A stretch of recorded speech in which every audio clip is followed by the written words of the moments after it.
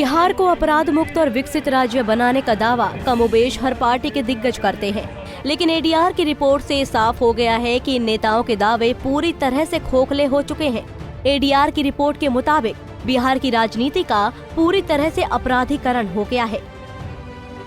दूसरे चरण के 94 सीटों पर चुनाव लड़ रहे 1463 कैंडिडेट्स पर जारी हुए एडीआर रिपोर्ट के आंकड़े डराने वाले हैं। दूसरे चरण के कैंडिडेट्स के रिकॉर्ड को खंगाल कर तैयार किए गए एडीआर की रिपोर्ट से जो तस्वीर हमारे सामने आई है, उससे लोकतांत्रिक प्रक्रिया के सुचारू रूप से चलने को लेकर ही गंभीर सवाल खड़े हो गए हैं। बिहार के दूसरे चरण के 94 सीटों पर चुनाव लड़ रहे हैं 1463 कैंडिडेट्स पर एडीआर ने एक रिपोर्ट जारी किया है। इस रिपोर्ट के मुताबिक उनमें से 502 उम्मीदवारों ने अपने ऊपर आपराधिक मामले घोषित किए हैं। यानी देखा जाए तो कुल उम्मीदवारों के 34% कैंडिडेट्स ने अपने ऊपर आपराधिक मामले दर्ज होने की जानकारी दी है। वहीं कुल 389 उम्मीदवारों ने अपने ऊपर लगे मामलों को गंभीर दर्ज के अपराध होने की जानकारी भी दी है। इस लिहाज से दूसरे चरण के कुल उम्मीदवारों में से 27% नेताओं पर गंभीर आपराधिक मामले दर्ज हैं।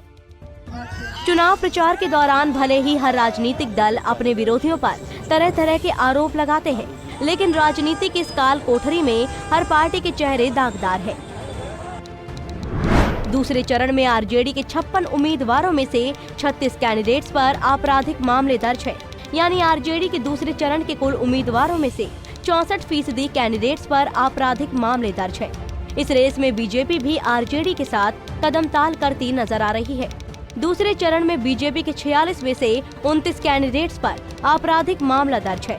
इस लिहाज से दूसरे चरण में बीजेपी के 63% उम्मीदवारों पर आपराधिक मामले दर्ज है, तो दूसरे चरण में कांग्रेस के 24 में से 14 उम्मीदवारों पर आपराधिक मामले दर्ज है। इस लिहाज से कांग्रेस पार्टी के 58% उम्मीदवारों पर आपराधिक मामले दर्ज है, तो दूसरे चरण में एलजेपी के 52 में से 28 कैंडिडेट्स पर आपराधिक मामले दर्ज है। यानी एलजेपी के दूसरे चरण के 64% उम्मीदवारों पर आपराधिक मामले दर्ज है। वहीं बीएसपी के 33 में से 16 उम्मीदवारों पर आपराधिक मामले दर्ज है। इस लिहाज से बीएसपी के 49% उम्मीदवारों पर आपराधिक मामले दर्ज है। जेडीयू के भी 43 में से 20 उम्मीदवारों पर आपराधिक मामले दर्ज है।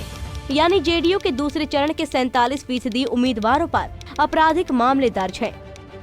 दूसरे चरण में चुनावी मैदान में उतरने वाले तमाम पार्टियों के कैंडिडेट पर गंभीर आपराधिक मामले भी दर्ज है। एडीआर की रिपोर्ट के मुताबिक दूसरे चरण में आरजेडी के 56 में से 28 उम्मीदवारों पर गंभीर अपराध के मामले दर्ज है। इस लिहाज से देखा जाए तो दूसरे चरण में आरजेडी के 50% उम्मीदवारों पर गंभीर आपराधिक मामले दर्ज है। वहीं बीजेपी के 46 में से 20 कैंडिडेट पर गंभीर आपराधिक मामले दर्ज है। इस लिहाज से दूसरे चरण में बीजेपी के 44% कैंडिडेट पर गंभीर आपराधिक मामले दर्ज है। वहीं जेडीयू के 43 में से 15 उम्मीदवारों पर गंभीर आपराधिक मामले दर्ज है। इस लिहाज से देखा जाए तो दूसरे चरण में जेडीयू के 35% उम्मीदवारों पर गंभीर आपराधिक मामले दर्ज है।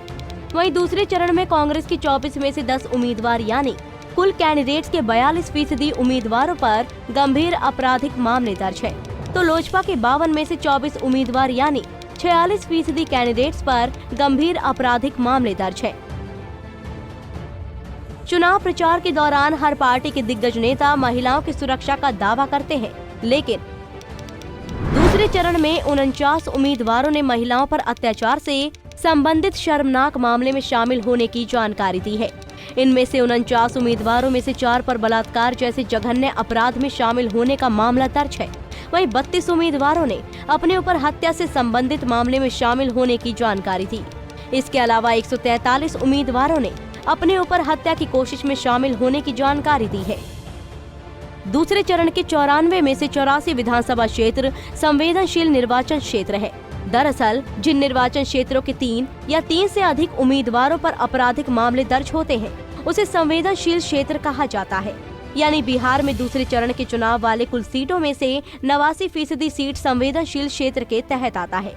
इससे साफ हो जाता है कि बिहार की राजनीति में अपराध एक बड़ी समस्या है। उम्मीदवारों के चयन में सुप्रीम कोर्ट के दिशा निर्देश का भी कोई असर नहीं पड़ा। अगर ऐसा ही चलता रहा तो बिहार की राजनीति को लोकतांत्रिक मूल्यों के मुताबिक आगे बढ़ाने की बातें बस चुनावी जुमले हैं और चाहे सरकार किसी भी पार्टी की बने, जनता को अपराध से मुक्ति नहीं मिल पाएगी। Bureau report, Punjab Kesari TV.